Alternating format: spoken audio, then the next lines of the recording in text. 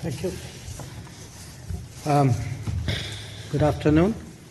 Let me begin by saying that it is a pleasure to be back in Moscow, and I thank you, Minister Lavrov, for your warm hospitality and the substantive discussions that we have just concluded.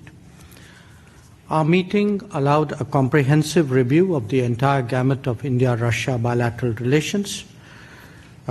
We believe that the relations between India and Russia have been among the steadiest of the major relationships in the world after the Second World War. Geopolitical convergence, leadership contacts, and popular sentiment remain its key drivers. On trade and economic cooperation, I followed up with Minister Lavrov the proceedings of yesterday's meeting of the Intergovernmental Commission that I chaired with First Deputy Prime Minister Denis Manturov.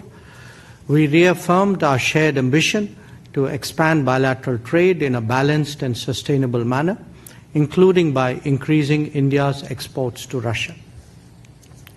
This requires swiftly addressing non-tariff barriers and regulatory impediments, enhancing Indian exports to Russia and sectors like pharmaceuticals, agriculture, and textiles will certainly help to correct the current imbalance. Steps to ensure long-term supply of fertilizers was also taken up. Indian skilled workers, especially in IT, construction, and engineering, can address the labor needs in Russia and deepen collaboration. Sustaining energy cooperation through trade and investments is also important.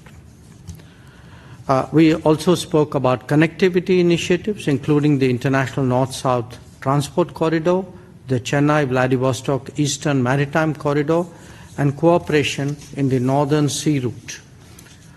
These corridors promise to deepen economic linkages, reduce transit times, and expand trade access between Eurasia, across Eurasia and beyond. Our defense and military technical cooperation also remains robust. Russia supports India's Make in India goals, including joint production and technology transfer. The opening of two new Indian consulates in Kazan and Yekaterinburg need to be fast-tracked. That was also a subject of our conversation today. These consulates will further deepen our regional outreach and enhance trade and people-to-people ties. I took up the issue of Indians serving in the Russian army. While many have been released, there are still some pending cases with some missing persons. We hope that the Russian side would expeditiously resolve these matters. On global and multilateral cooperation, we reaffirmed our shared commitment to reform of global governance.